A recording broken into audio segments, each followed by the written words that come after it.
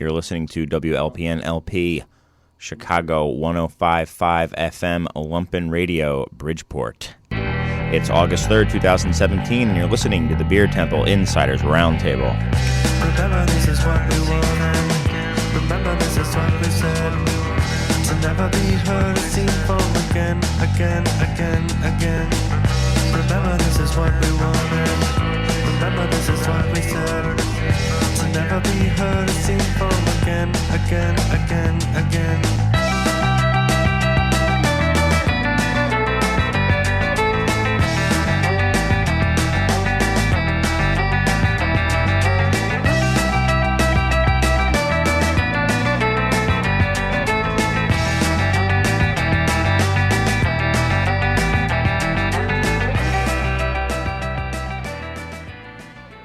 Hello, and welcome to the Beer Temple Insiders Roundtable. I'm your host, Chris Quinn, coming to you as, well, almost always, although lately, most recently not, at here in the Co-Prosperity Sphere in Studio B. But we're back for episode 101 in the Co-Prosperity Sphere. Thanks, as always, to Lumpen Radio for having us, and thanks to the fearless leader, Logan Bay, and his, and also producer Serge and Jamie and everybody. Just bring down Mr. Crouch until we're ready. Yeah, thanks, Serge. Thanks everyone who is listening live over the air on 105.5 FM, and also if you are streaming with the Lumpen Radio app or TuneIn Radio, anything like that, thank you as well. If you are listening live, you should hop into the live chat room, who I very regrettably forgot to thank, and apparently I felt their wrath. They're very angry at me for not thanking them last week, so I want to thank the chat room crew for being there and always making fun of me. And I want to thank everyone who listens on the podcast, the different podcatchers like iTunes and the like. Somebody emailed me with which one they use. I completely forget what it is. I've never heard of them. I just know iTunes. You know, that's just how I do it. But for those of you new, I like to give a little rundown of what we try to do here on the Insiders Roundtable. So here it goes.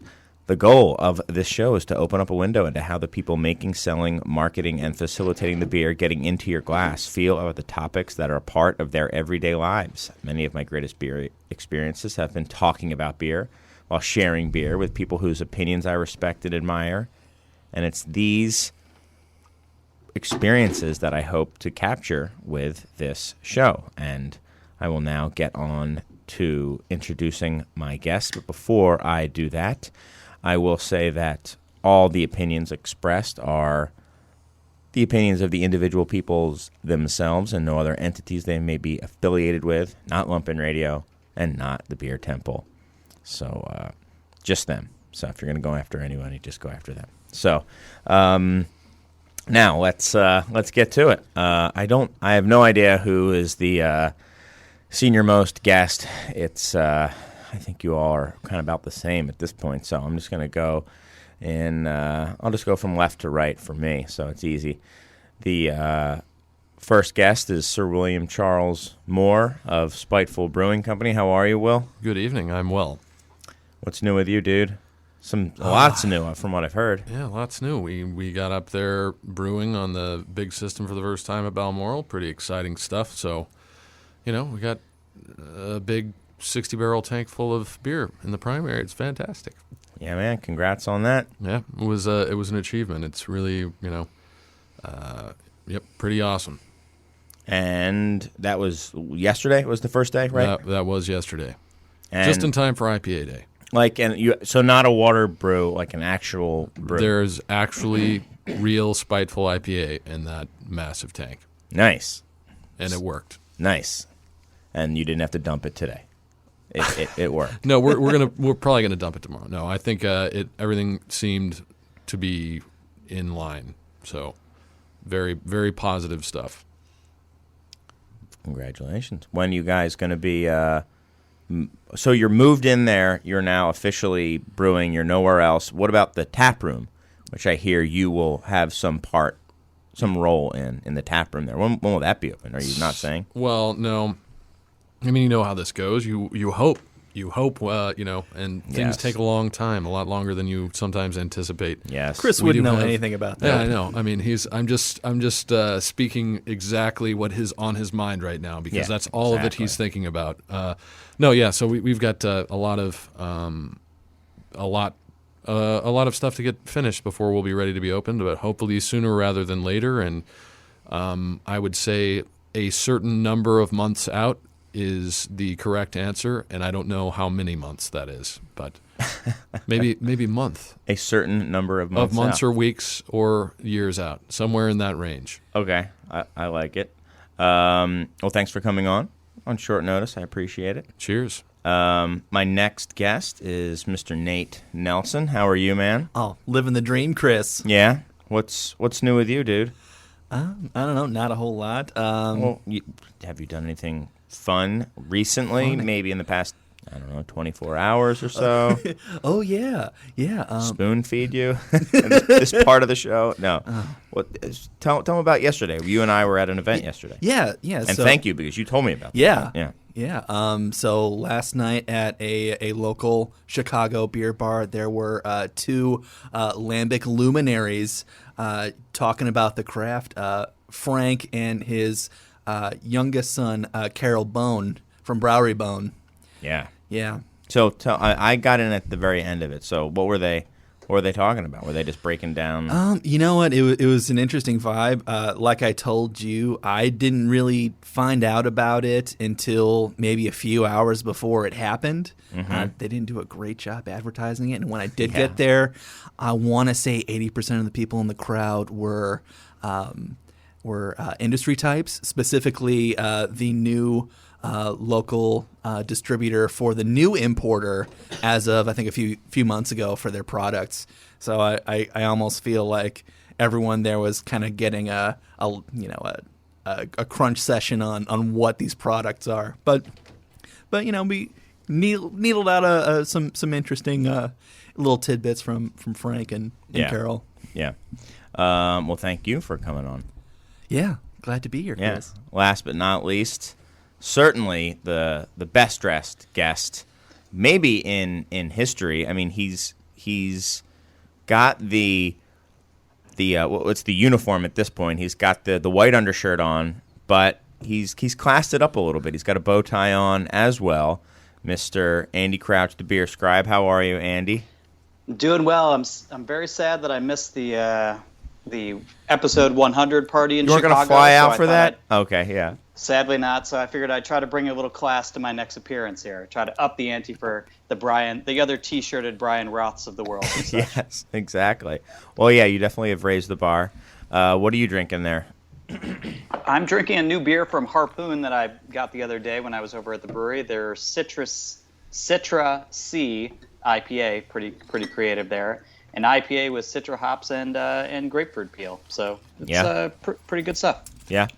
Was this sent to you, or did you actually go to a store and buy? Do you go to stores and buy beer anymore, or do you just wait? No. Sad, no. No. For the plebes. Chris, please. That is not something I do. No, I go to the store once every 6 months, load up on about $500 worth of bourbon, and usually a case or two of Pilsner, and then any friends of mine who go down to Pennsylvania, I usually have them bring me Sly Fox Pikeland Pills back. Yeah. A couple cases of that. Load up the crisper in the fridge with that, and that's basically that and High Life are my. Yeah, I know the High Life. And Sierra Celebration or whatever Sierra mix pack's going on.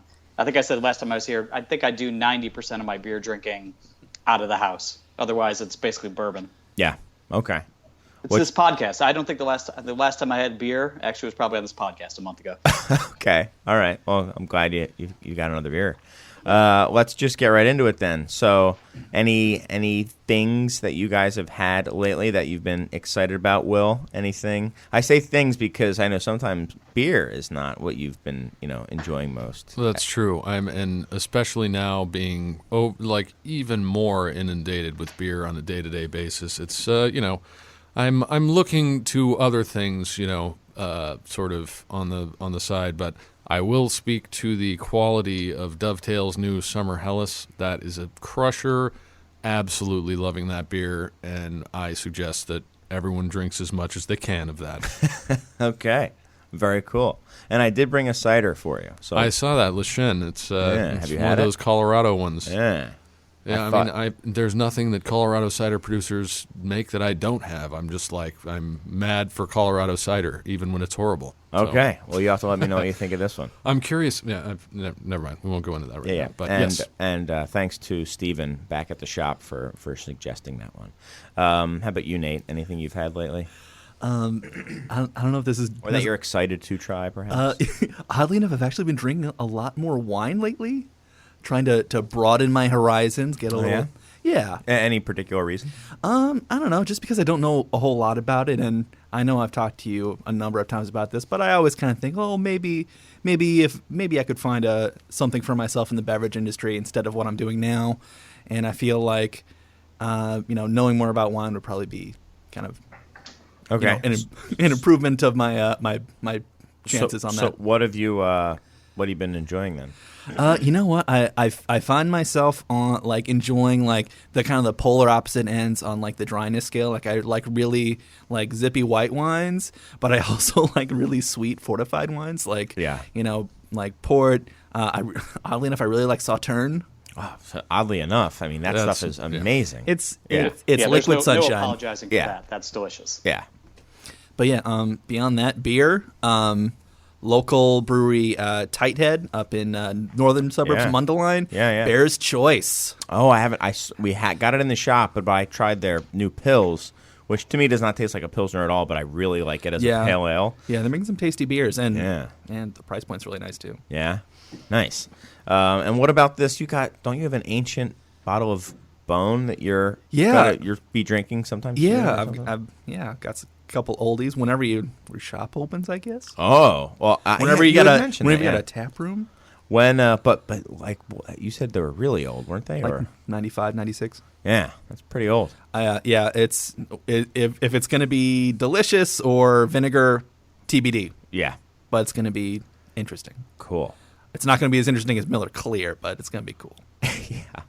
I did a quick on the spot review of that one time. That old bottle of Miller Oh man, Clear. Those were the days. How about you, Andy? What am I interested in drinking? What I've been drinking lately that's interesting? Nothing. I don't know. I just feel like it's like I said, I went out to Harpoon this weekend, had some good stuff there. That tap room in Boston, they're sort of an old school brewery, regional brewery out here that doesn't necessarily get a lot of love, but that place is absolutely packed, line out the door. It's a beautiful tap room. It's huge, and they're trying to find their place in the world, kind of like a lot of these regionals. And I think we're going to talk a little bit about that today. Yeah. Is it fruited beers? What exactly can you do? But whatever they're doing seems to be working, because that tap room is just loaded with 25-year-old millennials just crushing all the fruited beers. So they seem to be doing something pretty good. And then also went on a bit of a crawl with some friends and went over to Trillium. Has opened a new beer garden right in the center of Boston, and it's a nice scene. How's that place doing? Yeah, how's Trillium doing? Trillium is printing money. Yeah. They're doing. I have a friend who lives in Canton, where one of their breweries is located, and he says the same thing. He's like, the amount of money that I'm just watching people fork over is insane. Just the $20 4-packs that people are just lining up to get. It's more like $25, $26, $28 4-packs. And I think I might have said this when I was on the show the last time, but I was down there couple months back while the Pats, on a Sunday when the Pats were playing, they were playing the Steelers, and all the Pittsburgh fans were walking out with $500-$600 worth of cans and growlers and loading it up in the car, and they're just printing money. I don't know how much of their beer they sell just on premise or to go, but I gotta believe it's 80 or 90% of what they do, and they're making a lot of beer. It's a big facility, but this new beer garden, it's nice. Boston doesn't have a lot of space, and we don't have a lot of open spaces where people can just go and drink. And we have a new mayor that's sort of trying to do a little bit more along those lines. So the Trillium Beer Garden it's a beautiful place, even if the beer is muddy, cloudy, ugly beer. Yes. But it's still pretty tasty. Yeah. I asked my friend to bring me buy me a couple 4-packs of Trillium, and he sent me. He's like, I just bought 2 4-packs. It cost me $48. Yeah.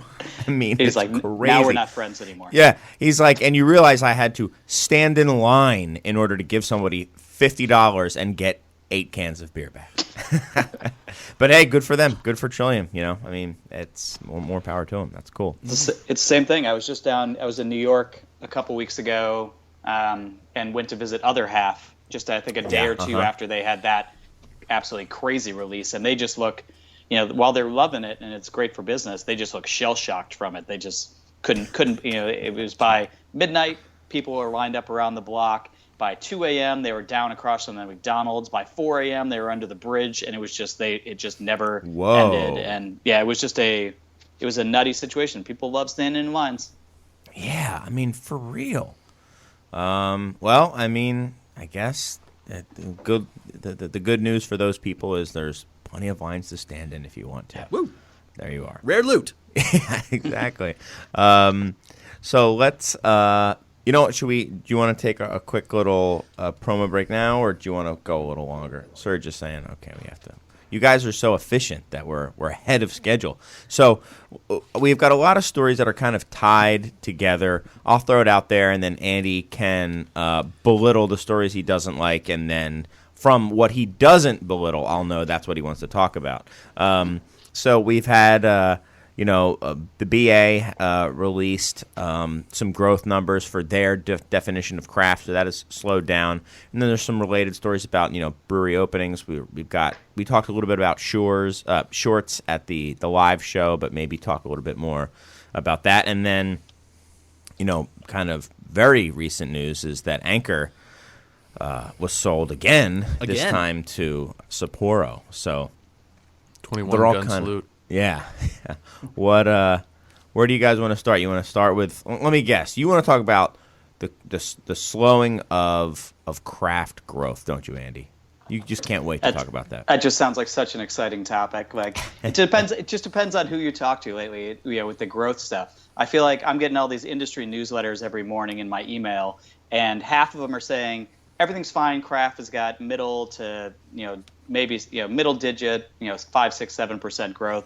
Then other ones are saying, no, all these ones are down 5, 10, 20%. Then earnings come out for Boston Beer, and suddenly those numbers are way up over what depletions are up over what they thought they were going to be. I feel like everyone thinks the world is on fire, and they, when it turns out that only half of it is on fire, we seem pretty excited. And right. That seems to be where we're at the moment.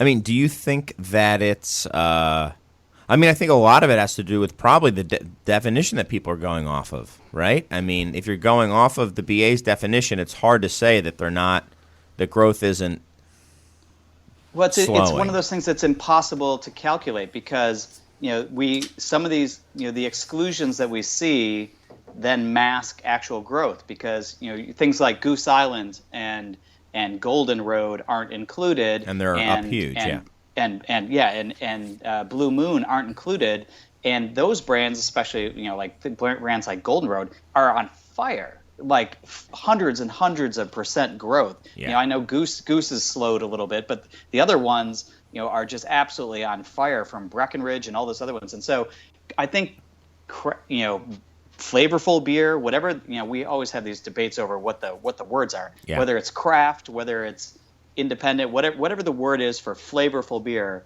it's still crazy popular. It's growing like crazy.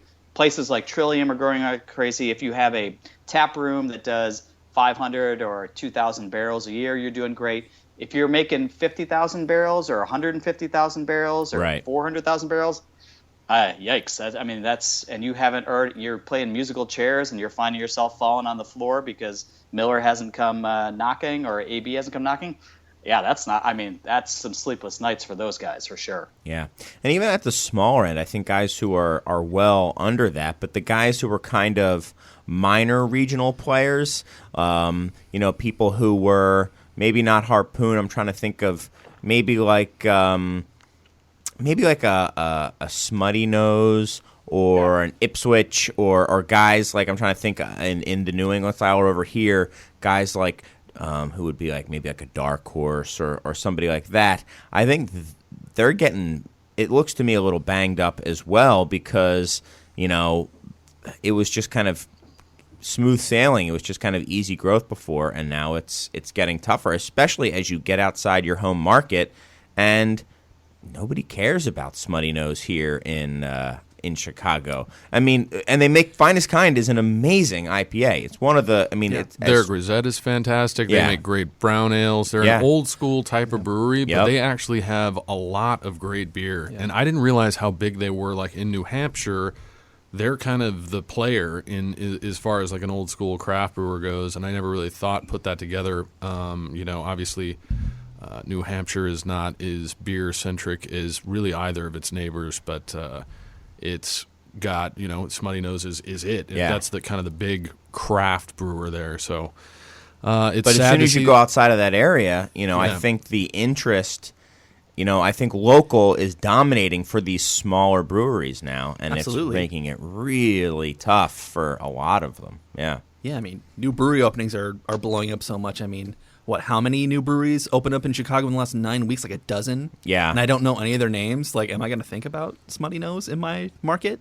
Right. Probably not. Even though the Baltic Porter is probably one of the best Baltic Porters of any market, and it's like true. It's like Great call. $5.99 a 22-ounce bottle. I know. And they sell it in 4-packs now too. Woo! And it's like that. It's so sad to see that. I think that part of it just has to do with that, fascination for novelty that clearly has been is kind of bubbling for years, and now it's everyone in New Hampshire is going over to Vermont to buy, juice and whatnot, and that's sad for a brewery like Smutty Nose that's really doing admirable things, and yeah, we were talking about it a little bit last night, Nate and I, and some other people, and I think it's going to be, I think the next couple of years are going to be pretty rough for some of these smaller guys who maybe can't. Because, what do you think, Andy? I could totally see some of these larger regional players who are hurting, kind of putting up, maybe refocusing on local and kind of, pushing their elbows out and kind of in a defensive stance almost, and kind of like claiming their home turf. And, that kind of trickles down to some of the smaller regional players, who are doing that. Like Ballast Point, digging into Chicago, their home turf, just gonna stay here, and like they've been here since the beginning, since they first got sold to Constellation, and they are going to be That's here the to other stay. thing. So Ballast Point announced that they're opening a brew pub in Chicago.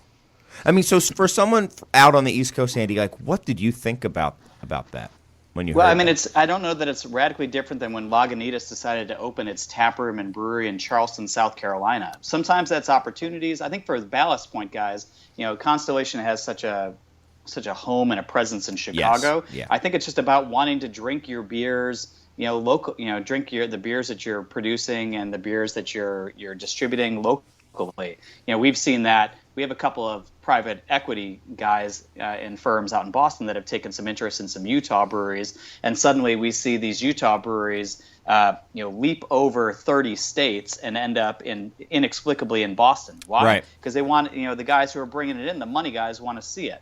But what these larger breweries are going to do, and just the next 5 years, next 3 years are going to be a reckoning. And when I grew up in Chicago as a kid, my parents went to the local neighborhood bar. That's what they did. They played 16-inch softball, and then they went out to the whatever bar sponsored the softball team. That local market always was served, and that's the market that we've seen breweries sort of come in and take the role of. If you can sell that beer to your local, there's going to be a handful of breweries around the country the Monkish, the Trilliums, those guys are going to just on 10, fire 15 guys, of them, just going to be able to sell to nerds, and that's not a sustainable model for the other 6,000 breweries around the country, but it's great for them. And I think that's 15 is going to slowly rotate too. Well, and I think it'll dwindle eventually, and it's got to be. I think that eventually the economics are going to catch up with the situation. It's going to be more and more price competitive, and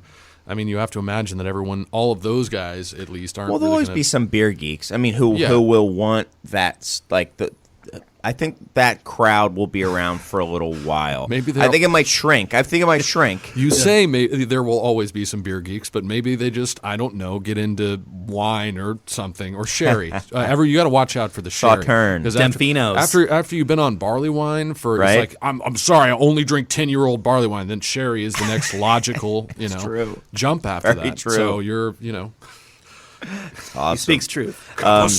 There was a comment that drifted in from somebody who was saying, it wasn't quite from the chat room, but somebody texted me. He was talking about some of this rapid growth with some of these breweries that are have gone national very quickly. Someone like a Golden Road. It'll be curious also to see how much of this is, quote unquote, pipe filling, and how much of this is actually getting pulled through as well. Because it's easy to be on fire when you're just putting, you're going into new markets and you're just dropping, and you've got a killer distribution system like Golden Road does with ABI, and it'll be curious to see how that if it sustains. I'm guessing it is, because I think it's going to be like strength in numbers for them. They can just like take up a lot of shelf space and make it look all different and colorful and different type of packaging and I don't know.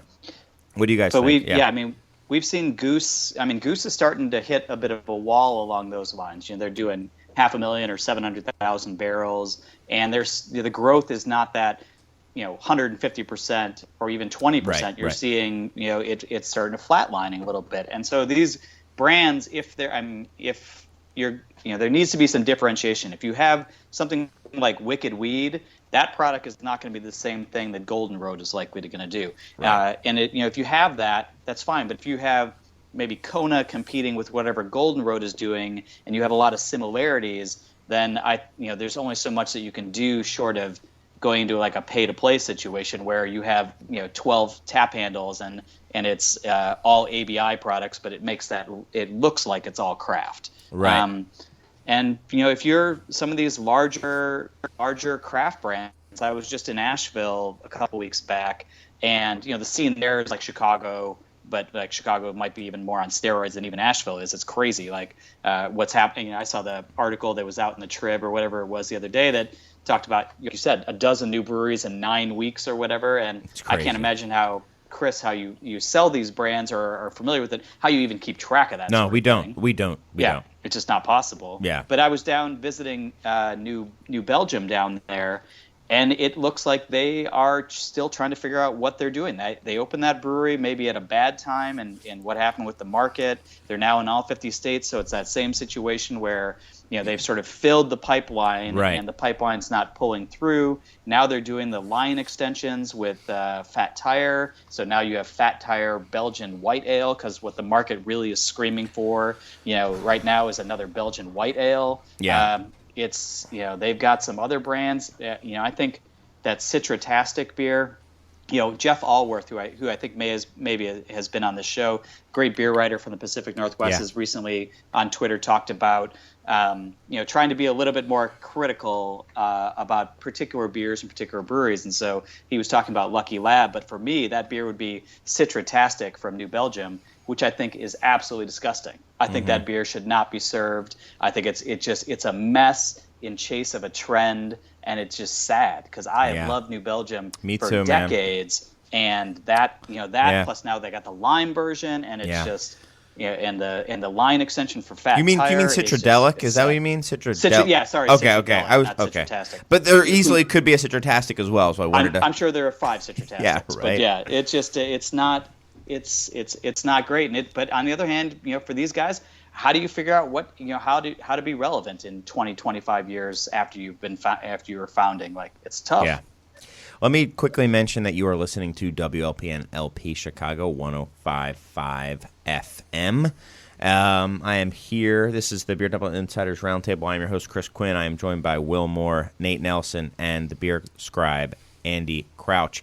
Let's take maybe a little bit of a break, maybe 90 seconds, and we'll come back because I think this is a good point to maybe jump into some of this Anchor stuff because we got some info from somebody at Anchor, and it's kind of echoing a lot of what was just said. So we'll get into that in just a moment. But first, we're going to let you know about some of the other stuff that Lumpen Radio has to offer. Talk to you in a moment.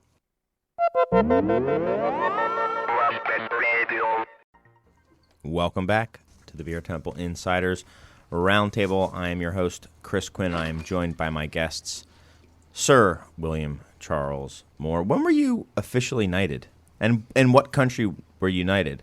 Was it like a legit country? Was it England? Or was it like, I don't know, Luxembourg or something like that? I'm actually part of a secret society. I was knighted by them, and I'm not allowed to disclose who that was. So. Okay. Maybe after the show, in other words. I feel like you've already said too much. Yeah. I'm also here with Nate Nelson and Andy Crouch, the beer scribe. So, who is still wearing a bow tie. I dig it. Uptown. Yeah. And so we were talking. I can't hear anything. Is he off? Andy was saying something. Couldn't hear him. Oh. Can't hear you, Andy. There we go. There we Sorry, go. Had it on mute. But no, I think it's coming off in the next round. That's when the party really gets started. Yeah. Oh, so you're one of those type of guys who wear bow ties. Got it. I've heard about them. So we were talking a little bit about breweries, maybe larger breweries losing their way. New Belgium, I think, was the brewery that Andy was referring to. The news was that Anchor has been bought by Sapporo, and we just got some kind of a point of view from somebody involved with Anchor.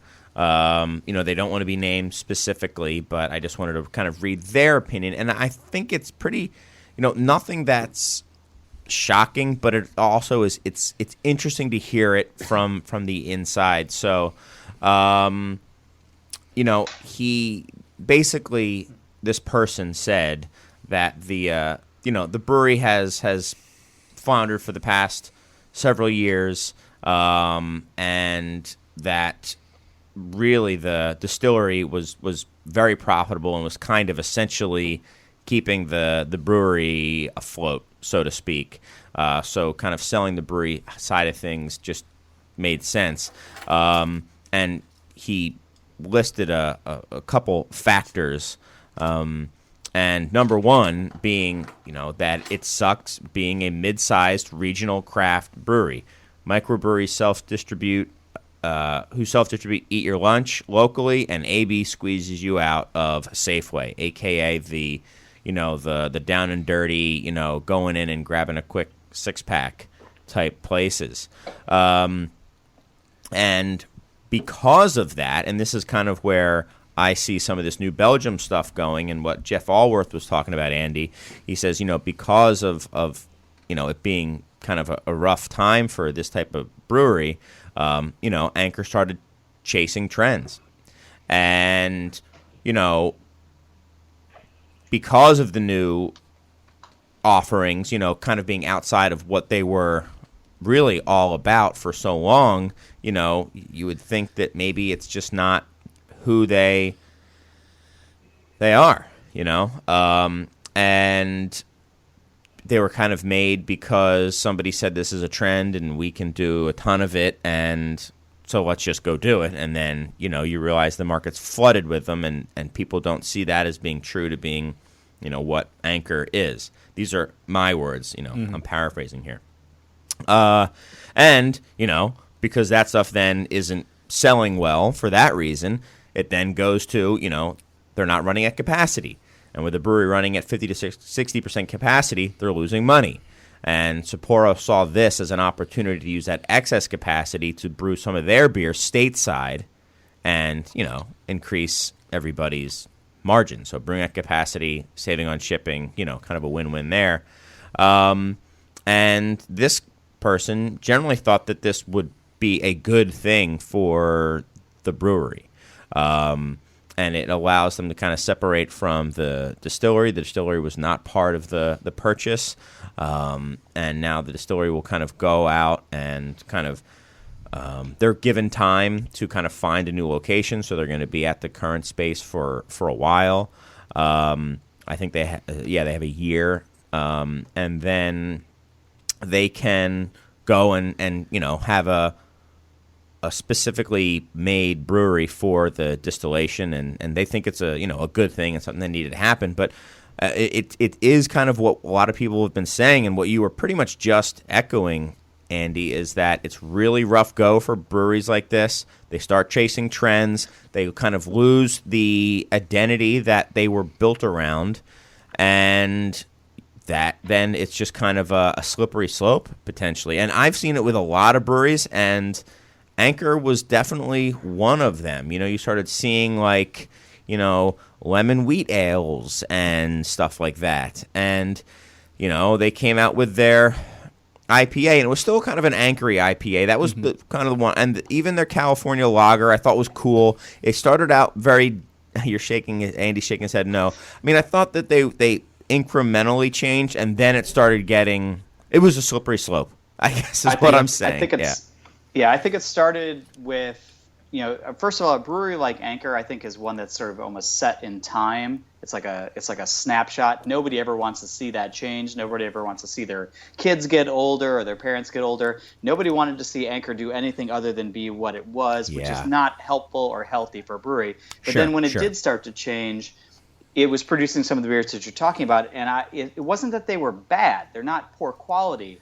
They just were not at all engaging or interesting or particularly characterful. And then they went sort of the cartoonish route where they had, I think it was, where they really lost me earlier this year was, I think it was I had to look it up, the Blackberry Days IPA. And when you see that on an Anchor label. From Anchor. It's like the symphony playing, just cartoon music or something. It's just a ridiculous, mashup. And that was really where, that combined with, sort of, it was a staid old brand.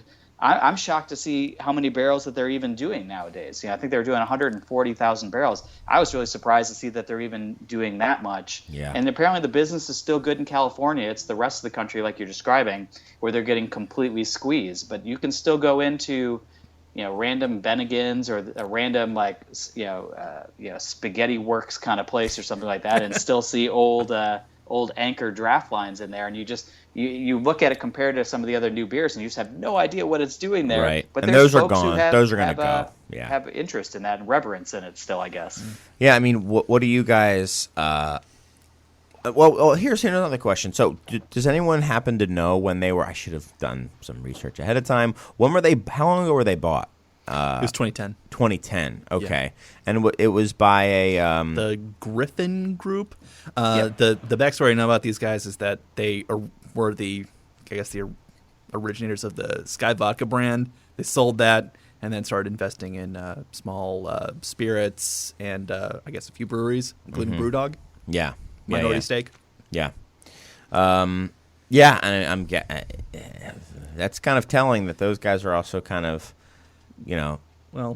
getting out of it, and also how they see you growing a brand. I mean, would Fritz Maytag have done this? Yeah. I mean, I feel like they may have gone into that deal thinking, well, we really want the Anchor Distilling brand, and so long as Anchor Brewing is still turning a profit, we're happy to keep it around.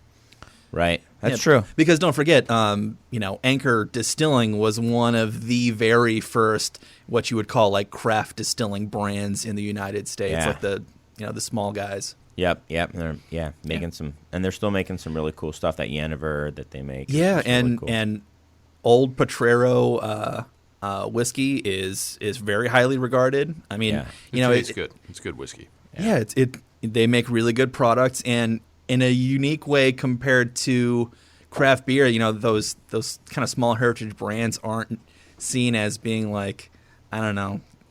the thing you're kind of over and sick of, and I don't know. It makes more in my mind. The picture is sunnier for Anchor Distilling than it is for Anchor Brewing. So why not keep that? Yeah. We could have a debate about whether Anchor is even a craft brewery. I mean, they are a historical. They are more of a historical sort of entity than I would say necessarily craft brewery. So I do think that it's been a little bit. A historical entity. Well, look, I mean, they've been around for a long time. Should they do like Cantillon and have a museum, and then they're more of a museum than a brewery for a while? I think that there are certain pressures that eventually just. I mean, let's not forget Anchor's already been bought. Fritz Maytag bought Anchor back in the day, and when I looked at that opening lineup, I was like, wow, like who does that? The first post-prohibition IPA, a porter, a barley wine, and this is insane. Like when he did that, that was just absolutely insane. So I mean, obviously storied history, and porter great was stuff. pretty much dead. I think there was Oh, and them then and Christmas Ale, yeah. and Yingling were making a porter, and like that was it. Air quotes. That's Right. actually the closest I think correlate would be Yingling, but you didn't see Yingling struggling the way that they did, and you didn't. I that's what doesn't make sense to me. Maybe it's location. Maybe people on the Very West Coast different. Yingling and Anchor are so well, but I mean, different. as far as corollary, like what do you have to compare Anchor to? It's nothing. That's it. It's you have to make something up, and Yingling was the thing that I thought about as far as None of them that are still around. I mean, Right. what's the some of those old Mendocino maybe. Mendocino, they're kind of still around, but you don't hear of them out here anymore at all. I mean, they used to be in Chicago. What are you talking about? Red Tail Ale is everywhere. Red Tail Pale Ale, all the time I see it. Everyone loves that beer. Yeah, it's still the drop from 2000, but yeah. But anyway, it's I mean, where do you guys see Anchor going? Do you think this is going to be good for Anchor? Are they going to scale back and kind of go back to their core and just stick around, maybe be more of a West Coast thing? Now, that would be funny for not funny, but interesting for a heritage brand that had a national reach to kind of contract and kind of come in, come in closer. Do you think that's possible, or they're going to stay? Don't they have national? to? I mean, isn't it contract or die? No, they can stay with all the brands that they care about in the markets that they care about, and that's going to be fine. All of the excess capacity is going to be used by Sapporo. And I think that Sapporo is really actually pretty well positioned. Let's not forget, a part of their Canadian brands are Unibrew, and they've got their things are developing here for them. They have a facility already in the U.S., I believe in Wisconsin somewhere. And they're going to be, I think, pretty well positioned to be here. Anchor, I think that they should probably just give up on all of these recent developments and go back to the basics and be what you have been, and don't worry about it, and it's all gonna, Stay in your lane. yeah, basically. What do you think, Andy? I have trouble. The one part of your sort of inside sources information that just doesn't really sit with me is I understand that you operate a brewery at 50 to 60% capacity, which has been fairly widely reported, is just terribly inefficient, and you're just going to be losing money doing that. But I can't figure out, what is Sapporo going to brew there? They're not going to brew lager there. They're not. I mean, there's not an efficient way to do it on that system. Anyone who's been to that brewery knows that without substantial capital investment, they are never going to. I mean, that is just not a. It doesn't seem like a good option for them. It seems like if they're going to do that, buying like 100-year-old craft brewery that is as beat up as that facility is not designed to brew lager the way There's Sapporo easier ways does. to do that. Well, they yeah. don't necessarily have to brew Sapporo stuff there. There are multiple, they have other holdings. So, and maybe I would have no idea what they would brew there, but I'm sure that between all of the brands that they own, they could find a way to fill that capacity for the West Coast. But if they're doing 140,000 barrels and that's 50% of capacity, just the number, I think, you could probably brew, I don't know how much Unibrew does, but you could probably brew Unibrew 10 times over in that facility. So I don't know unless they're planning on getting a lot more breweries, a lot more brands to brew there. I have a hard time seeing that as a strategic play. Well, do you think that's it then? Are they going to be bringing on some and brewing them out of I think Anchor? that's the future. I mean, that's the future. The future is going to be that these foreign breweries are going to end up buying 5 or 6 or 10 craft breweries and using them strategically, around the country. And some larger craft breweries, like Lagunitas through Heineken, are going to buy more. And it's going to be internal consolidation. And we're going to see that happen. We're going to see that happen for a while, because more than anything, craft brewers are not making a lot of money. It's a capital intensive and a capital expensive operation. And these people like to sleep at night. And so if you can sell 20% of your business for a couple $1 million and your head hits the pillow a little lighter at night, I don't blame anybody for a second for doing something like that. And I think that's going to happen more and more. And that's what you're talking about there, is shorts selling 20% or just a hair under 20% to Lagunitas.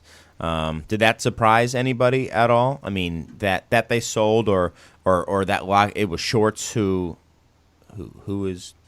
I heard rumors about this months and months ago. I'm surprised that it took as long as it did. And, it said in the thing, we were waiting to see how the Heineken, whatever. This looks like Short seems dangerously uninformed about what has happened in the past with these things. Like, With what things? Well, I mean, anytime you're going to give a large company, like, it doesn't matter if you call it Lagunitas, what is Lush, right? Anytime you give them a stake, they are going to want more of than what they're allotted, and I feel like that's something. How so? Like, what do you mean by that? Well, everyone starts with a smaller stake than right? No, I understand, but more than what they are allotted. They're going to want more than what they're allotted. Sure, like if they're at 20% now, they're going to want to first get enough to where you're no longer 49%, and then it's like, well, why wouldn't you give us 49% exactly? And it's like, okay, well, we'll just take and then it's a controlling share, and then you're done. Like, I don't think that this is going to work for you, but I'm open to being wrong. Getting a bunch of money is what is working for them. Although that is kind of counter to what Joe Short has kind of. Everyone says that, and that's what you can sell, right? You just have to publicly say that you'll never sell out for X number of years. Right, that's the formula. That's the it. Sellout formula somebody could calculate how much it's worth every time that you say we will never sell.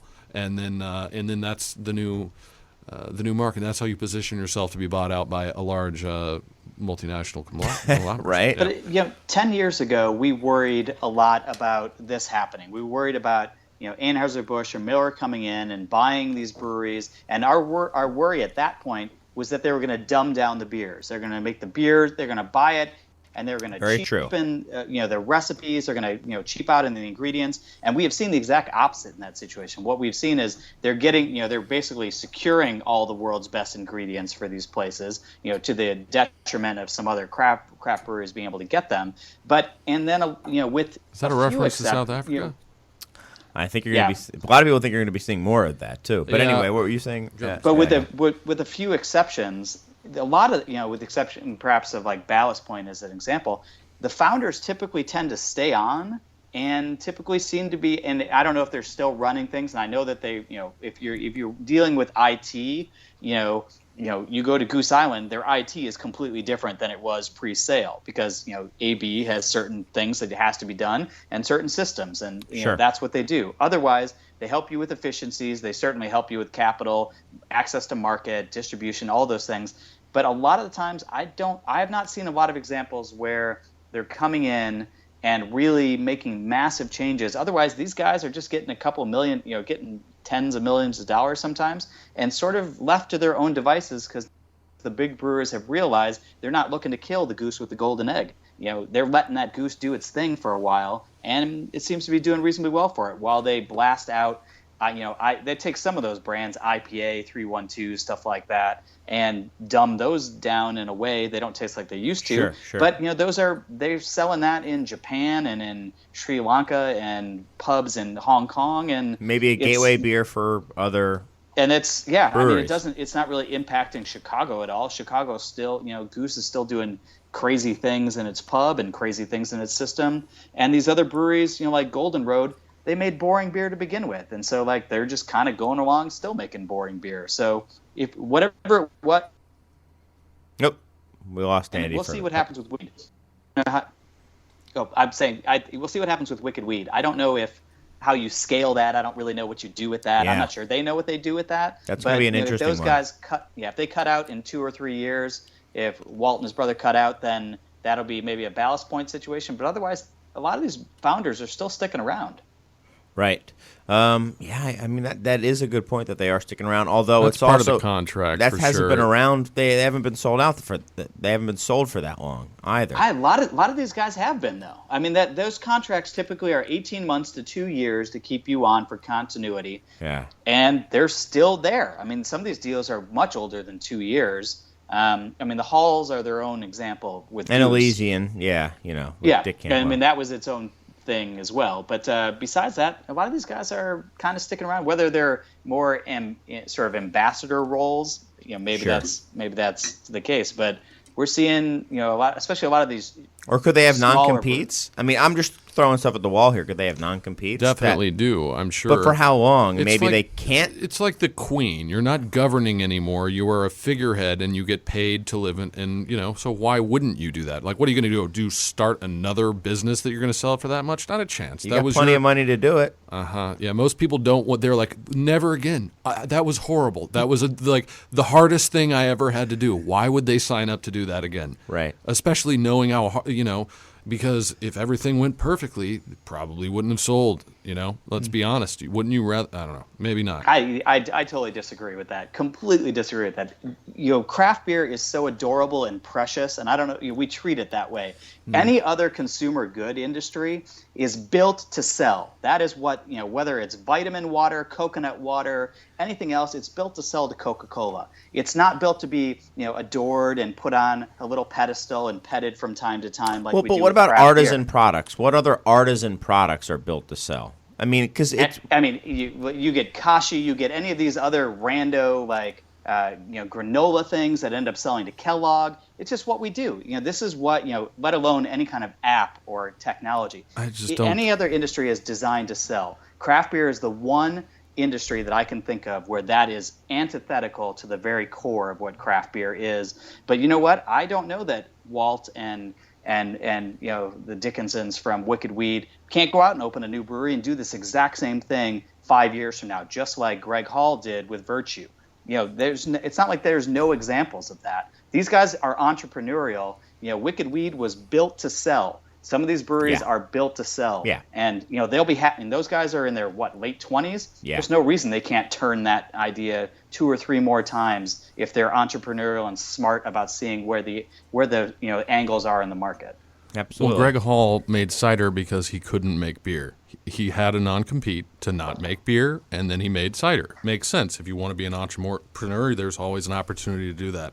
I just I don't think that I don't know what you mean when you say that craft beer is not built to sell. Like, sell to a larger company? I feel like that most places that would not want, if you're running a small business, you're not looking to just sell your business to anyone. If you're anyone that's not a craft brewer, that's just not the way that I think psychologically it works for most small business owners. Maybe if you got a really generous offer, you'd want to do that, but I don't think that that's necessarily a salient point in my estimation. Well, there's a lot. I mean, manufacture. You can just grow your business as well. I'm talking specifically about consumer product goods. Okay. I'm not So talking if you're just opening a little flower shop. That's not or even manufacturing or something, a different type of manufacturing. I mean, if you're opening a tiny little restaurant, that's not maybe you can franchise that, but consumer product goods, especially ones in the beverage corridor, are largely built to sell. Craft beer is just one of those weird ones that is not. Or increasingly it is, and I think that was the problem, is that we were never designed or expected to have this happen, and then when it has, we have just been wildly ill prepared for it. Well, wine isn't, right? Is wine necessarily, or wine spirits? Actually, there are plenty of wineries. There are plenty that wine are, brands. but there's so many. Do you think those guys who are opening up all those wineries, these tiny little wineries are doing it to sell. Still, it's like the massive investment. The consolidation in the wine industry is massive. Like the the amount of independent winemakers that there are is very, very small percentage of the overall wine that's produced. And I think that probably, I mean, maybe there's a bajillion labels out there. Yeah, but they're also contract brands essentially. They don't actually, something like 90% of those don't actually have facilities. They're just they're boutique. They're boutique brands. Yeah. And spirits too. You'd say that's the case that they're spirits more than almost anything. I think that spirits are those guys are literally because it is so expensive. It takes so long, especially any kind of brown liquid. Yeah. That's why you see these gins, all these, there are very few, I think, independent distillers who are hoping to last for 30 years. I think they're hoping to burn through capital for 18 months or 3 years or 4 years and then get picked up by Diageo or something. That's just the way that those work. And nobody bats an eye when it happens. And maybe that happens in the coffee sphere as well. I'm less knowledgeable about that. But I see it in a lot of, especially consumer product goods, but especially beverage goods of alcoholic and non-alcoholic in nature. So what's your opinion of this then? So you've noticed that there is a difference in beer. Do you think there's a reason for this? Do you have an opinion of it? And this goes out to anyone. I mean, Andy, by all means, feel free to go first, but I see you're mulling it over in your mind as well, Nate. Is there a reason for it in beer? Is it just the nature of how craft beer came to be as such a grassroots thing, such an anti? I mean, it was made as a "we're not this" is kind of how absolutely. It came up. Hammered in. We're not corporate. We're not corporate. Corporate beer sucks. That stuff. Yeah. I think that it was founding first principles. Like this is what we don't like, and this is how we are going to say that we're different from everything else. But I think that if there was a goal for craft beer, right, wouldn't it be the current state of the market? Look at the proliferation of different companies. Look at the proliferation of styles and the options for the consumer. It's really good, and I think that part of it now is like a defensive posture of like, oh, we don't want this all to be ruined. But it seems like at this point, cat's out of the bag. Pandora's box is opened and craft beer is unleashed upon the world. So I think that to some extent, maybe that particular principle is no longer relevant to the current situation. And I think that that's evidently becoming more and more the opinion of all of these people that are selling out as well. I do think independence is important. I do think that there will be something that is lost for all of these breweries. I don't think that they will be able to. They won't. I don't know. There are a lot of reasons. We talked about independence on the show a million times. We don't need to do that anymore. Sure. But I'm sure we will. Anyway. I do think that it was. I think at this point it looks more like an old-fashioned. It's going to end up looking more like an old-fashioned prejudice. I understand that it doesn't look like anything else, and the reason that it was because we cut down and all we had was pale lager, and guess what? All of the craft brewers, at least. Speaking for myself, I just want to make pale lager. Like that makes sense to me. I want to have a low ABV session beer that's low impact. I can drink all day. I mean, there's a reason that style dominated the world. Because there's it's multiple platonic reasons. beer. It is the one beer to rule them all, and that's why it came. It's absolutely. I love that kind not full necessarily agreement across the board here. I know. I do have to mention that you're listening to WLPN LP Chicago 105.5 FM. This is the Beer Temple Insiders Roundtable, and I'm your host, Chris Quinn. I am joined by my guest. Anybody want to say anything before we go to a break? We want to close out this topic. Anything else, your lordship? I've got no more words. Okay, cool. Well, let's take a break. Let's listen to some music. We'll be back in about 5 or 10 with more of the Insiders Roundtable. Welcome back to the Beer Temple Insiders Roundtable. I am your host. Probably thought it was Curtis Mayfield, but it's not. It's me. It's Chris Quinn. And I am joined by my guests, Sir William Charles Moore, Nate Nelson. Yeah, Nate Nelson. Yeah. And the beer scribe, Andy Crouch. We were drinking, or Nate and I were drinking some Fuller's London Pride. And, man, it is on right now. It is tasting really good. I think we have some nice fresh bottles here. Tasty treat. Man, it is a good beer. And Will, you had a bit of an epiphany while we were, may not be fully formed yet, to be fair. I don't want to put you on the spot here, but you had an idea or a concept. What would you feel comfortable talking about? Sure, yeah. Basically, I was just thinking about London Pride, first off, and how important real ale is in the UK. And I was thinking about how, real ale is very finicky and time-sensitive and very, just a volatile type of beer that you the can... whole idea of it is to drink it as fresh as you possibly can. And at the exact right moment when it's ready. And I was just thinking, yeah, that's kind of what's going on with all of these hazy IPAs, where they're extremely time-sensitive and very much about when they're ready, and then they're just going to become something that's not like that at all. So I think a positive kind of interpretation of the haze craze, so to speak, would be that this is sort of the American version of real ale for our style of beer. That's like kind of the most. I don't know. I guess that you can put an American IPA in a cask and it's going to be good. I mean, they've got a ton of examples of that, but that's kind of, I was thinking about basically that being similar. Like a mild or a bitter are these extremely short-lived beers that are just kind of a fleeting moment in time. You drink them real super fresh, and I kind of... And that's it, chasing the dragon. Just finding the right beer at exactly the right age, and that seems to me like real ale. I'm getting trolled online, so thanks to Tasting Niche for trolling me. Thank you. Thanks for the trolls, guys. Yeah, keep them coming. Asking if I'm as dorky in real life as I sound. Thank you. He's way dorkier. There's a story about Chris. He was at a goose tasting, which is pretty dorky, and this also involves bone. So basically, Chris was like, tasted through the first, 9 or 10. And he was like, we were like, hey, what do you think? He's like, I gotta go. Okay, well, which one was your favorite? He's like, the first one. I was like, well, what do you think it was? He's like, that was Bone Black Label. It was great.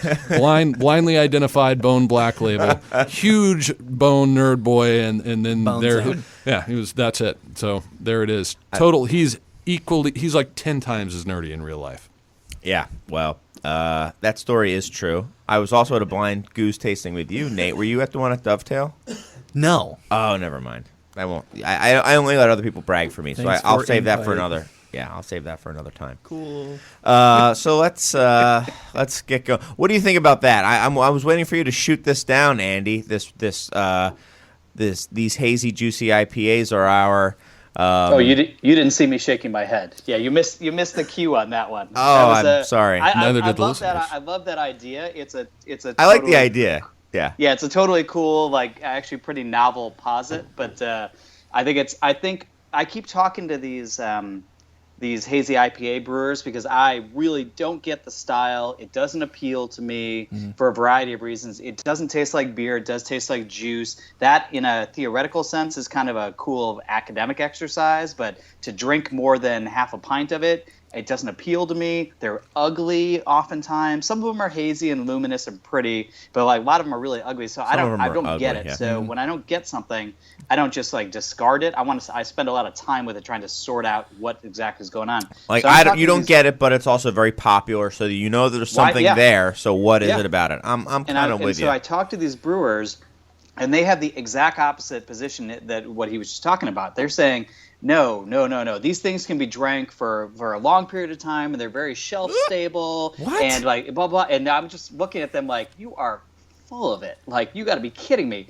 I agree completely that it is a little bit more like real ale in that it can be very hit or miss day to day. Ephemeral kind of. But I had some brewers telling me, they all have their different views of how the haze occurs, whether it's like a non-flocculating yeast, is it actual like hop shrub junk that's in it, is it flour, is it what, there's magical secrets. They're all trying to talk to me about the science behind all of it, and they're all geeking out on that stuff. But at the end of the day, I think that window is like tiny. It's What this big, window? and What window? The window of drinkability for these beers before they turn Excellent. chunky or they just lose whatever aromatic. Well, that's kind of what benefits Will's they saying, had. though, right? I mean, from that Yeah, no, stand, that's what I'm saying. It's kind of it's an interesting idea, but those brewers aren't pushing it that way. The brewers are not talking about a sweet spot. They're trying to convince you, that beer can last for an extended. Often, some of them are saying it's short window, but a lot of them are trying to say that it's just like almost any other beer. Like 90 There's a days. couple of months,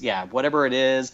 And that is just not been my experience with any of these beers. No, so I've far. had maybe some. maybe I'm wrong. Maybe you guys have had different experiences. I've had some that last better than others. I've also had some that 2 weeks later are not just changed or evolved, but are entirely different beers. Yeah.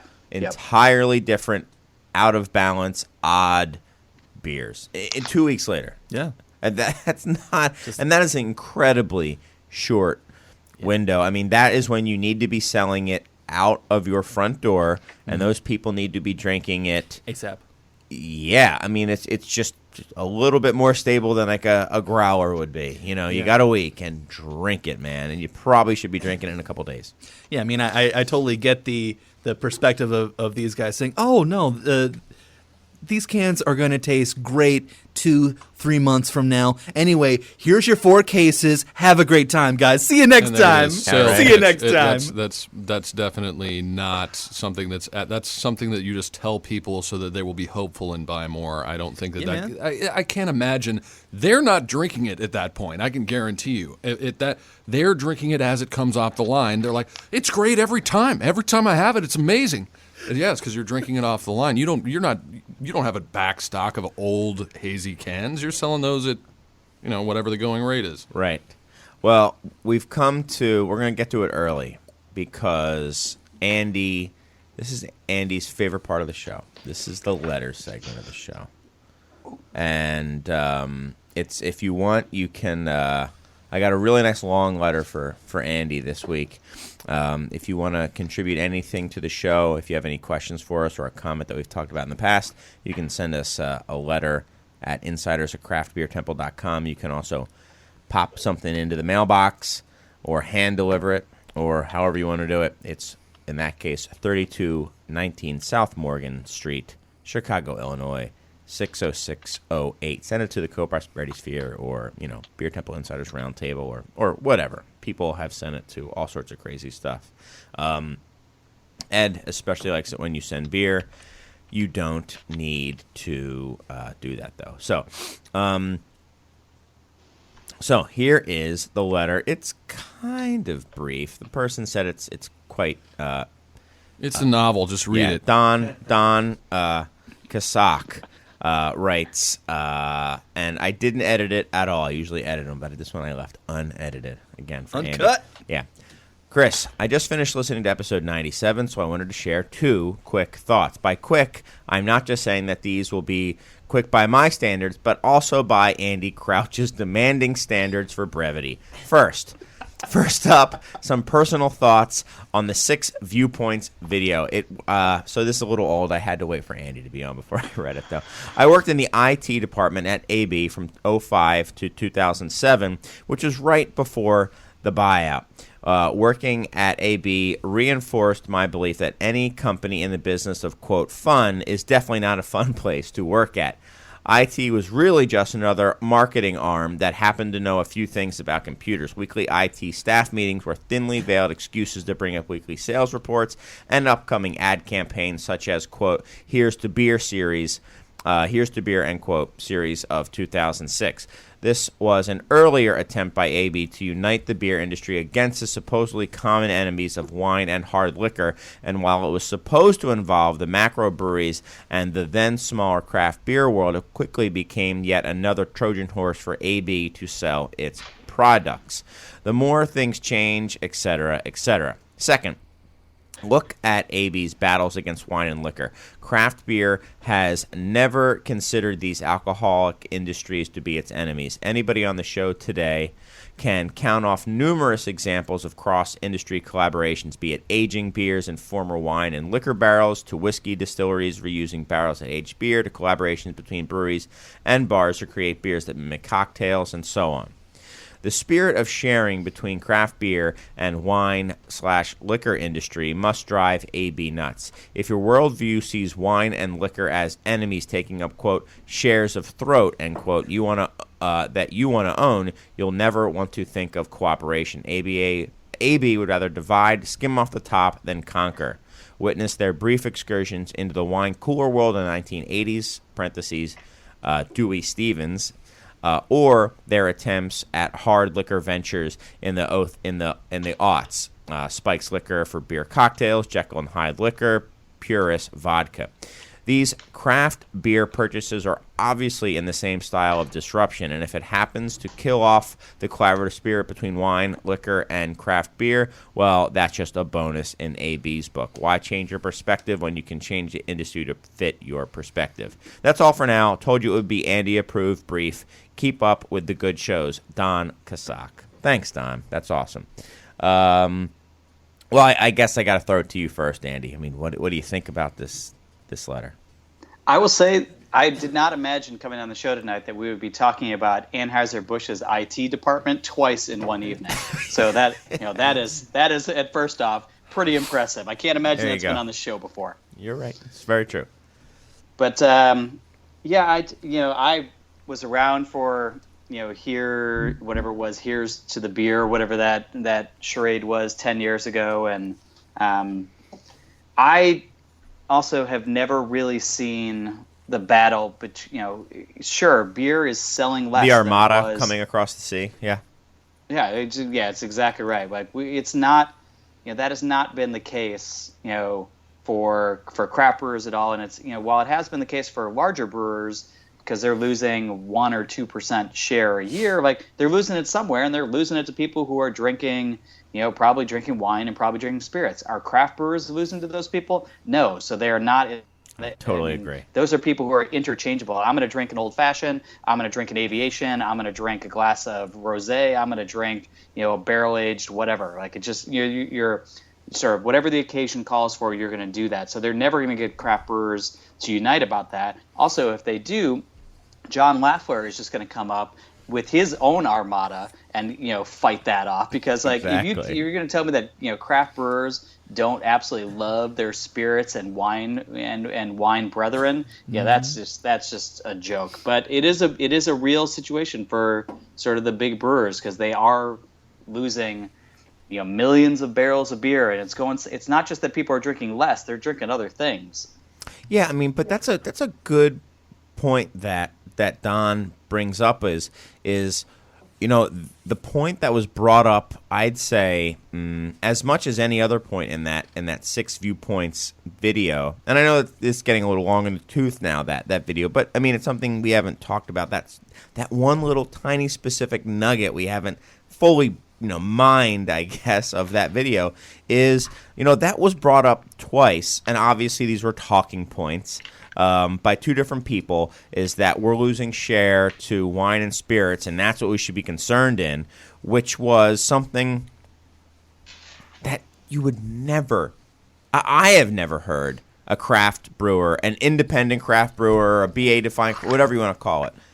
I've never heard anyone say that. I've heard guys. That came out of the mouth of. I mean, that one Walt, especially came out of the mouth of Walt. Like his brewery, I was just there 2 weeks ago, is filled with wine barrels. It's filled with spirits barrels. Like a lot of what he is able to do is built upon the largesse and the giving nature of the ones that are apparently the armada that are coming for him. That is absolutely ridiculous, and there's perhaps no I never thought about that person. Yeah. He is the worst spokesperson for that. If Golden Road says it, that might be one thing. It's ridiculous, but like for him to say that, it's just preposterous. Yeah, it's a little bit. Preposterous. It's preposterous. And also, there's a distillery going up literally right next to his brewery. And I can't imagine that they're not going to try to do some sort of collab with them at some point. And if I was that the would be distiller, great. I'd be like, I'd tell them to go F do off. something. Probably. Yeah. The viewpoints. Yeah, right? But the viewpoints.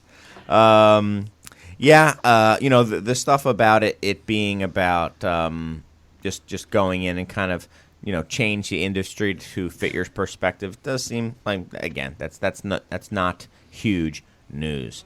But thank you. I mean, for that great insights, Don. I really appreciate it. Again, if there's anybody who wants to talk about, and you got a thumbs up from Andy. He did take off the bow tie. We'll see if more comes off. I certainly hope not. But he's already down to his undershirt. Yeah. I don't know. Yeah, it's a family show. But it's insiders at craftbeertemple.com. If you guys want to contribute to the show, we would certainly appreciate that. This is the Beer Temple Insiders Roundtable.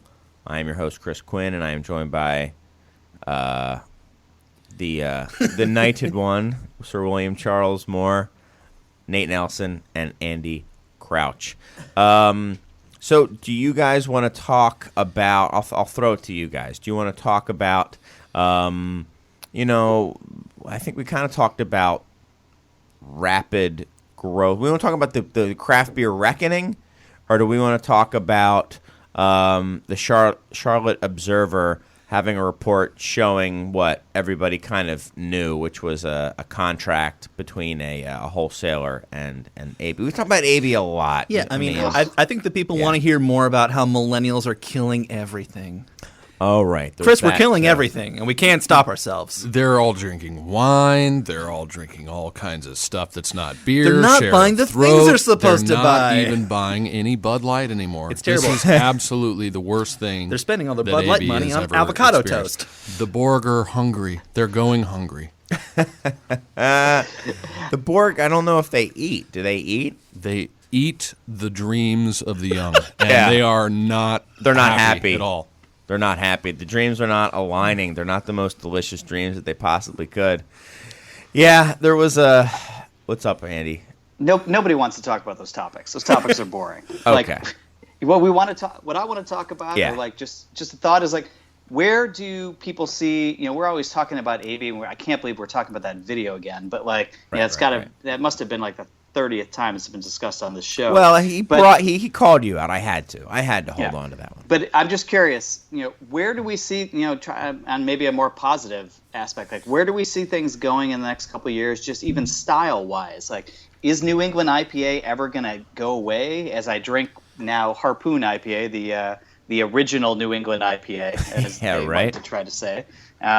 Are we going to get beyond this, or is this the future? Are we going to is Pilsner going to rule the day? Is it going to be pale lager? What is it going to be? Because I'm ready for whatever happens next. This is what I thought how it's going to go, and I said this I think on this show a year ago. I think it went from kind of pale ales to IPAs to double IPAs, and then it went to session IPAs. Those were huge. And then it went to hoppy lagers, and now it's going. And then I said and then it's just going to go to lagers, which is kind of happening. And then I said it, and you're just going to be it's just going to cycle through again. You're completely forgetting sour beers, Chris. Right. No, I'm telling you what I think. I don't think I know some people think the sour beers are going to be a big player. I personally do not. I can tell you how that timeline ends is it goes like this. So then you just go to regular pale lagers for a while. We have like 10 or 20 years, and then it's barley wine because nobody wants to ever see a pale lager again after that. That's got to be the progression To barley wine. Yeah. Oh, yeah, because eventually after it's been pale lagers, then there has to be some sort of upsurge of discontent and, people... Which was pale ale originally. That's it. After you go back to pale ale, then you know that things are going to blow up soon. It's going to be like people are not going to have pale ales anymore. Or pale lager. Oh, people are just not going to have it anymore. if I ever see a pale lager again, and then of course in 5 years everyone will be like, no, we only wanted pale lager. I think it's going to be pale ales and lagers, man. I think it's going to be pale ale. I don't think hops are going anywhere. I think U.S. beer is going to be hop centric for the foreseeable future. Well, because the hops are better than they've ever been. Like, why would we stop having hoppy? Like, we have awesome hops. And if we had 10 strains of barley like Maris Otter, you'd have malt forward beers. But right now our hops are dominant, so that's what you got. Yeah. Is malt ever coming back? Yes, 100%. You think so? Oh yeah, because people don't want to drink hoppy beer all the time. That's not always what's called for. And I'm not sure I agree. I don't know about that. I think that there has to be some kind of return to. I mean, that is the backbone. Like, malt is so important for beer, and I'm looking at these smaller maltsters that are starting up in order to fill the need of American craft brewers, especially. I do think that we're going to see some interesting malt because that all has to do with where you're sourcing the malt and the sort of things that are done there. And I do think that malt will make a return as being a focused ingredient. Go ahead. So no. I mean, I just wanted to chime into what the chat room has chimed in. So I wanted to say, they're saying, according to them, the future is whatever goes best with vaping is what they say is going to be the beer of the future. But also adjunct New England IPAs, so just kind of taking the worst of all worlds, I suppose. Pastry IPAs. Yes, pastry adjunct New England IPAs. And actually, okay, so the best pairing for vaping is Zima. In case you didn't know, go out and it's all about the Zima. Yeah. But, I mean, so, Andy, getting back to it, I mean, do you think malt's going to see – you asked the question. Do you have an answer? Maybe a little bit of malt. I don't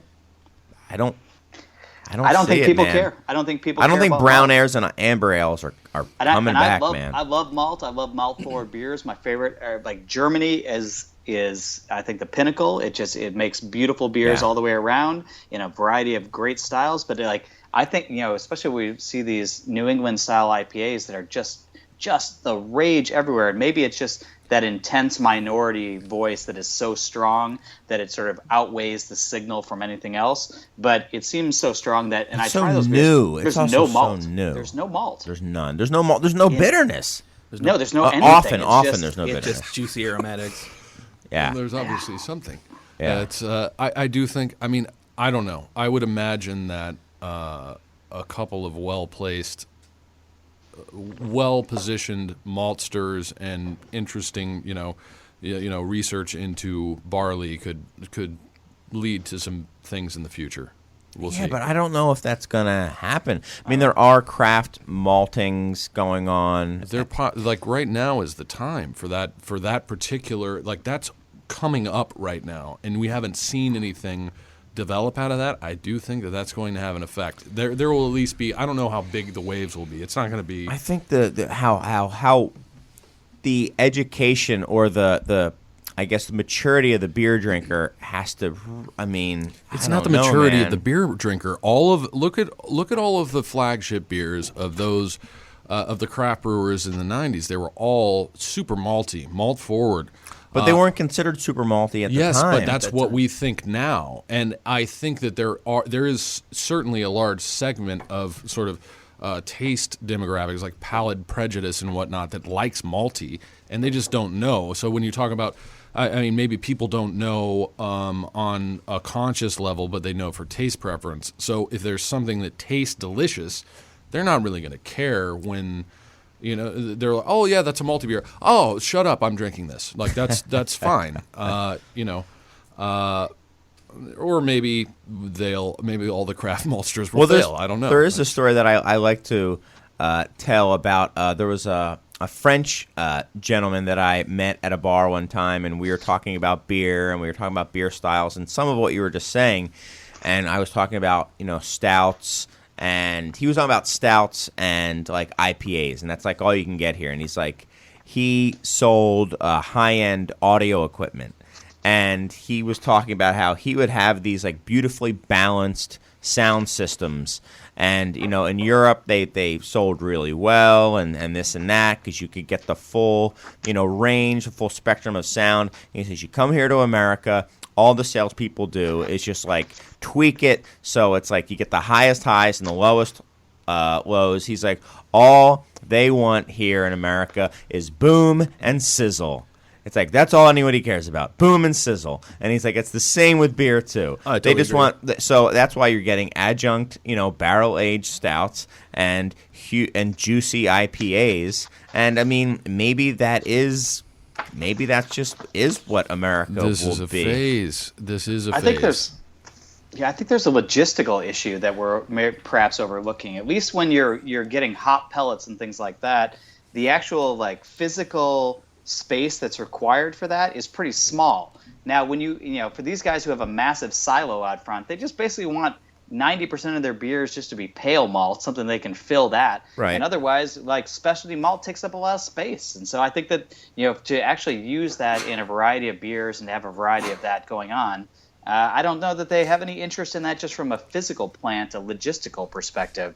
Otherwise, I'd love to see it happen. But I think these tiny little maltsters are more of this sort of a durability, like kind of craft thing. And I don't think that we've got one out here, Valley Malt in Western Mass, that does some really interesting stuff. There's a lot of breweries here that use their stuff, but it's more of a boutique pet project. Yeah. It's not anything I think can really scale. I think I could see house yeast profile becoming something that becomes more of a thing. I mean, look at off-color with Apex Predator. It's easier to do for sure. Yeah. I mean, you could, like getting a house yeast profile is feasible in a few years, whereas having a barley that's amazing and malting it correctly and using it as a base. Well, you can also set yourself insane. apart with a yeast profile. Absolutely, and people will know immediately. It's an automatic identifier for your beer every time, and it is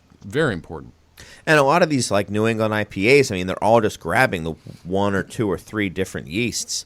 But if you can take your yeast and really make something unique about it, again, I think of Apex Predator from Off Color, which is just an amazing blend of yeast, esters, and hop flavors that just kind of, you don't know where one begins and the other ends, and it's really cool. I could see that becoming something that people kind of just, no one's going to ask for, I want yeast, a beer with a lot of unique yeast character, but I could see beers succeeding because of a very intriguing use of yeast with all the other ingredients that everybody else has access to, in a way to kind of differentiate yourself. And if you're, skilled at using that, really, having that work to your advantage, I could see that. But is that gonna be like a big trend? Are people gonna queue up overnight for a really well structured saison? But now you're talking about the tippy tip of the iceberg. I think that is the monkish other half stuff of Trilliums of the world. But you have to give credit to those people lining they're influencers. up. They're influencers. They're early adopters, and you say that they're the only ones interested in this. Well, in 3 years, everyone's going to be trying to make these beers, and they're already trying to make these beers. Well, then what do you think, Nate? You think it's going to go sour? No, I mean, I don't necessarily mean it's going to go sour, but what my perspective of being like really geeky and really passionate about beer for the last 7-8 years, it just feels like a constant search for the next. Your insurance is in order, Andy. Thank you. Yeah, I'm sitting here just doing my bills as we're like. He literally is holding it up, and I could see the back of his bill, and it's his insurance. So yeah. I'm sorry, Nate. Yeah, but it's just chasing a new novel extreme flavor. So I mean, when I was first getting really excited about beer in 2009, 2010, it was the most bitter beer. Do you remember Moylan's Hopsicle? Oh yes. And then after that, it was kettle sour beers, and then everyone thought, everyone really wants low alcohol sessionable beer, but no, what they actually want was very sour, very fruit, very fruit forward kettle sour beers. So I just feel like right now the two big extreme flavor trends are super juicy in IPAs and super, sweet pastry stouts. I know Mike Shalau of Mike Strong, I should say, of Pipeworks he definitely thinks that the future is acidity in beer, because he says you look at, wine, you look at just food, when you're putting flavors together, what do people's palates want? They want that acidity. I think beer uses bitterness as kind of a substitute for acidity, but he thinks that's just wide open, and that now, for the first time in a long time, you can kind of control this infection, this souring of your beer, and make beers that people are going to find quenching and kind of go after wine drinkers and kind of that market, and have like 6-packs of just really refreshing, slightly tart, not these and like Enamel rippers. I think that's a long shot. I guess it makes sense. I mean, if you look at the big trends in the last, 5-6 years for spirits, I think, in my mind, it's mezcal and amari. One is very bitter and one is very like phenolic and smoky. So maybe that's right. Smoke is the next trend. Smoke is the next it's true. Smoke and oxidation and that sort of thing. Yeah, no, I think that it would be great to see Americans treat sour with a little bit, more finesse. Kid gloves. I would love to see that. Boom and sizzle, man. I know. If sour is good, really sour is oh my better. God, you make it so much better. And actually, just add a bitter. Just make it super bitter and sour. That's the best way to, more of everything. Sounds Boom and sizzle. more of everything. You want This- to know what the next trend really is going to be? What? I do want to know. Cheap beer. It's going to be price. Oh. I think that's where we're headed. I think New Belgium with its Day Blazer is the opening salvo in that, selling it for $2 or $3 less than its regular 6-packs or its regular, and blasting that out in 15-packs. I think these larger craft brewers are just going to start to penetrate the market. Race to the bottom, you think, or is that I think we're going to see a handful of those bigger players do it, because they're getting to a point where they have the size and the economies of scale where they can compete a little bit in those markets. And I think, New Belgium is just starting to lead the way on that. And I think we're going to start to see that, because I think we're going to have a backlash against, I don't know how it is in Chicago. I haven't been there in a little while. I'll be back in a couple months. I'm looking forward to it. But in Boston, this is the town of $1 an ounce pours on draft. Our routine. Oh, you get yeah. 12 We bucks, get that, 12 but ounces. people complain 10 here. bucks, 12 ounces. Like, Wow. pints are routinely $9. Like I go to Asheville or other places where you can still find $4 beers or $5 beers. We don't have that here. But I think, there are places that are going to kill for on price, and I think that might be the next frontier in one of these battles. I could see that certainly as well. I think it's starting. I think the larger multi-packs are certainly the next door in the cooler that the brewers are going after. They're all doing multi-packs now. They're all racing to do that, Now that they all have canning lines, they can all do those nice, easy to pick up suitcases. That's just made it so much easier for them to start doing. The funny thing now is like it's almost novel. Like you have a 12-pack, but now there's a 15-pack. Well, I have a 16-pack. Well, I have an 18-pack. I have a 19-pack. So it's funny to see that. It's only a matter of time before you start seeing 30-pack cubes. I know Lagunitas, I had heard rumors, was talking about that for a long time ago. And, I could see price certainly. I think there will be. Does that just quicken kind of the death of some of these regional players? They're just playing right. Can you think of anything that the big guys, the really big guys, would want them to do more? Like, you're going to have more pedestrian beers, more broad, general, appealing beers, and sell them at a lower price, and that's going to be what you're going to try to sell your brewery on? Thanks, I guess. Thanks, guys. Awesome. We can kind of do that better than anybody. that's the race to equivalence that AB and maybe Miller are looking for. They just want basically all flavorful beer to be craft beer, or just to be treated the same, whether or not it's Golden Road, whether or not it's Harpoon, or whether or not it's whatever it is. They want that all to be treated in the same vein. And I think when we go down that road, whether it's Greg Cook at Stone or Jim Cook at Boston Beer, they've warned against this sort of price dropping over the years. But I think that some of these breweries, you're going to see places like Founders or other ones. We see it out here with Notch Brewing Company makes some absolutely amazing beers. Their facility in Salem, their brew pub is awesome. But they contract out of Two Roads, which allows them some economies of scale, and they're dipping their toe into competing at basically kind of like the buck a can kind of situation for a 15-pack, things like that. And that sort of price is sort of the exact opposite, or the antithesis sort of reaction to the Ballast Point, $18 six-pack that we saw for a while. And it is interesting that we're bitten them. Yeah, we're pushing in both directions right now.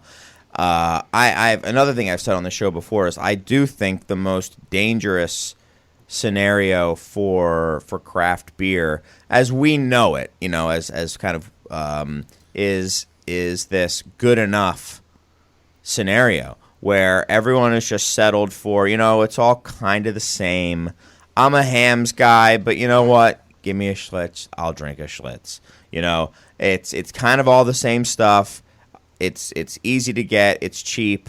Why would I go and go for a spiteful when, I can just go, it's all kind of the same, and it's all just going to taste like a variant of whatever I can get at 7-Eleven anyway.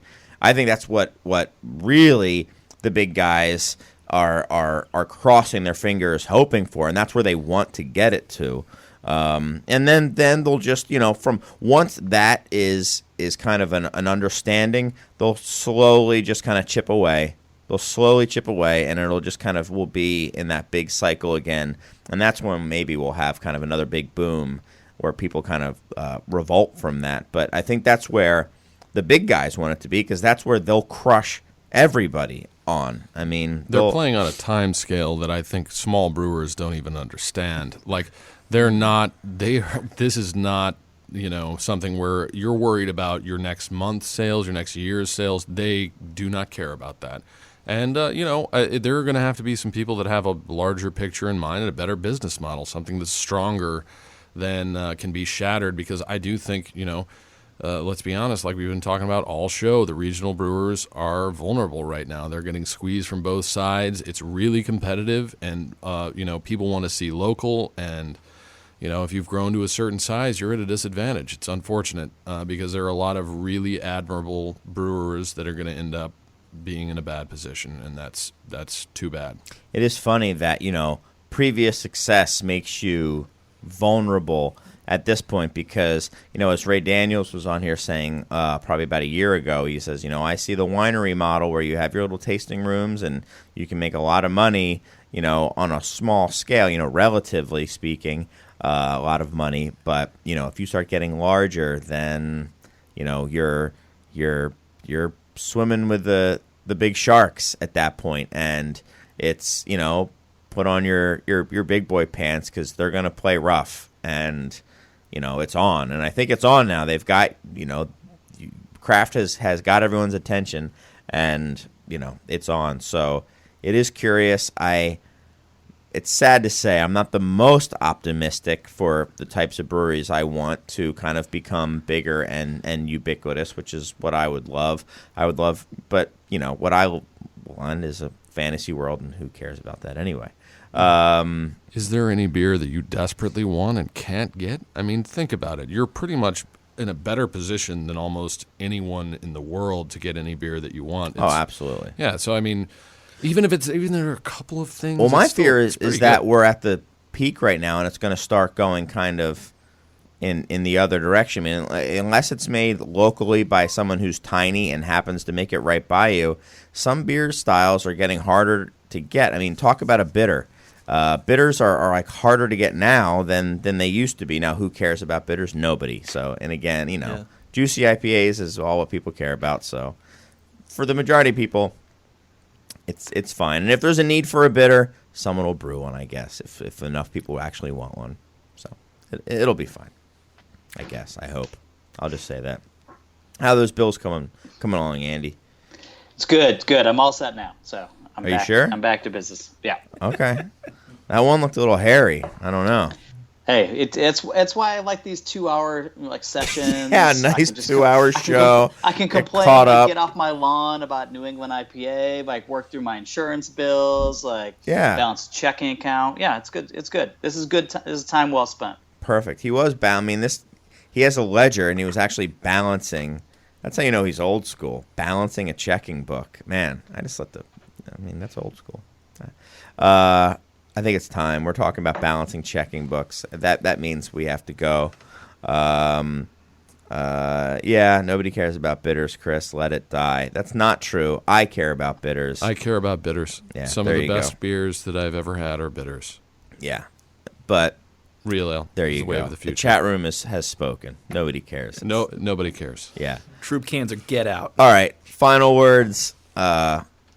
Mr. Moore, anything you want to say in closing, other than that people care about bitters and that malt-driven beers are going to dominate the world in, 18 months, 17 months? There will be a return to malt. People will appreciate it for what it is at some point. I'm going to Great Taste in the Midwest next week. That's pretty nice. Yeah. So I'm excited about that. Maybe I'll get to talk to you about it here shortly. But, yeah.